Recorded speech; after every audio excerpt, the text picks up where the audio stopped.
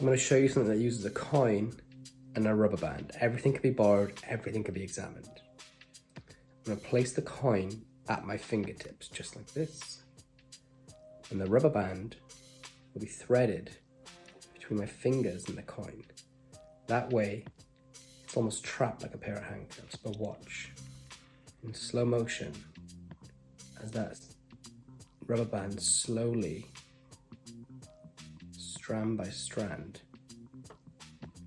melts through the coin, solid through solid.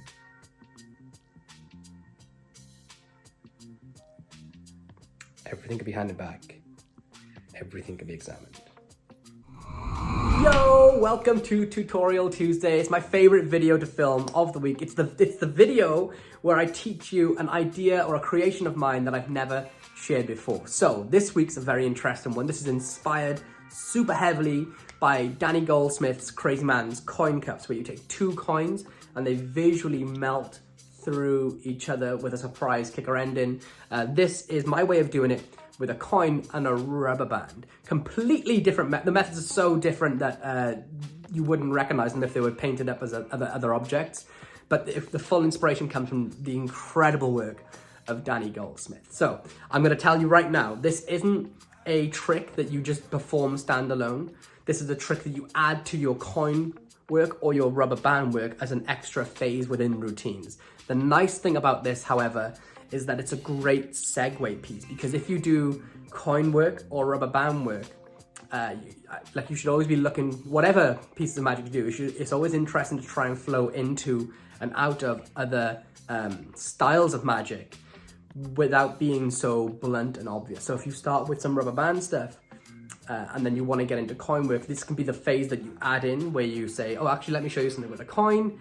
Boom, you do this effect, then you drop the rubber band, put it in your pocket, and continue with more coin stuff, and it's a nice segue piece. So with that being said, if you haven't done so already and you love learning new visual magic, then hit that subscribe button, ping the notification bell, and leave me a like, because it's Christmas. Do a little extra for me. But without any further ado, let's just dive straight into today's Tutorial Tuesday.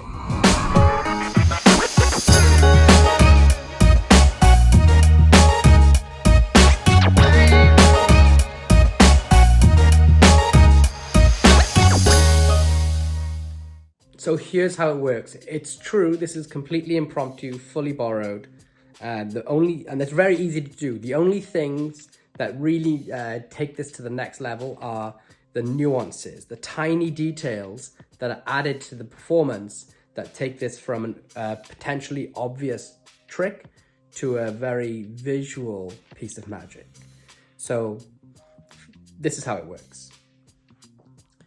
You're gonna take a nice big clear coin. So I'm using a Filipino peso and a rubber band, one that has enough color to see and be seen clearly. So I'm using an orange rubber band. This is size 19, latex free. These are the best rubber bands you can get. You can get about 10,000 for a couple of bucks off, I think I get them off eBay, not Amazon.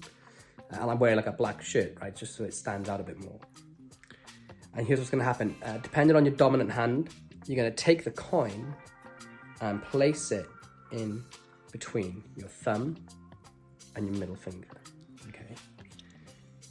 Now it's important that you try to keep the rest of these fingers open. You don't want to cloud and cover everything. You can, but for the sake of the video and this sort of controlled angle that I have, then I can open my fingers up wide, all right?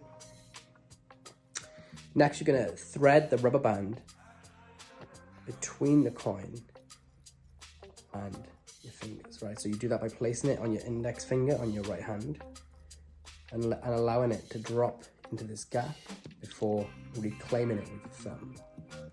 So here's where everything, all the little details start to kick in. I'll show you from the front, the first one, and then I'll explain.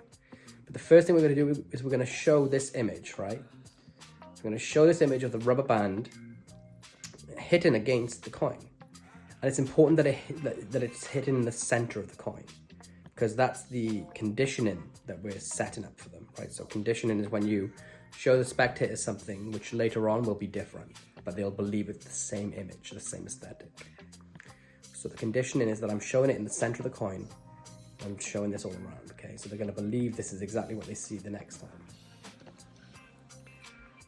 So I'm doing this, and I'm hitting the center of the coin. Now I'm gonna tilt my hands back. I'm gonna aim my thumb and index finger right into their line of sight. And if anything, I wanna be a little bit more tilted back than forward, because in a moment, I'm gonna go 1, 2 to show it there. After a pause, and I can tilt now so that they can't, basically you're trying to hide that coin from them, right? You don't want them to see the coin. When I come to start the sleight, this rubber band is gonna be moved this time to by my thumb, where my thumb is right here, okay? So the rubber band now is by my thumb. So from the front, I go 1, 2, I can show it. And the last time I come, and it's by my thumb, right? But they're not gonna see that. So that's when it's in the center of the coin. That's when it's by the thumb, and the image looks identical. However, it's very different from above. So now what's gonna happen is I'm gonna very slowly move my right hand away. And what I'm gonna do is I'm gonna loosen my grip. So I'm not gonna be squeezing tight, I'm gonna very loosely hold the grip. And one of the things that it's important that when you hold this coin, you don't hold it right at the fingertips, you hold it further back, right? Just around here. So we condition them by showing, boom, it's in the center. So that way when you come here, they think it's in the center, but the reality is it's further back. And now watch what's gonna happen. Just very slowly, I'm gonna almost allow this band to move through my fingers, and it is. And you'll notice this coin is starting to roll. See how that coin rolls? See, so it started back here, and as it rolls, that's what allows the bands to come through. And it literally is self-working. It's just a knack. So here you go. You show them, it's in the center of the coin. You tilt up to their line of sight so they can't see the coin. Here I'm actually at the back. They believe that I'm pulling against the center. And now I'm gonna as slow as I can, allow that coin to slightly roll as each strand moves. So 1, that's the first strand. You want this to pop. And then that second one, boom, pop, it comes through. And now, immediately, as fast as I can, I show that coin is still in position, because that's the moment where they think the coin is like tilted or away or doing something different. So by immediately showing, boom, it's still there. And then I come back and tap the center of the coin with the band. So this is the center point, not back here, right? Then that's sort of finishing the bookends of the convincers to make them believe that it traveled through the center of the coin. So one more time, exposed. Exposed view is here, here, here. It's through. Performance is, watch this coin. It's like thread. Like handcuffs, it's stuck, it's trapped. Watch. Strand by strand. Straight through.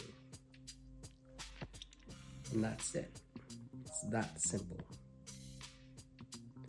Now, I will say that this is much better on camera for the open hand position than it is in real life, because I can have control of my angles.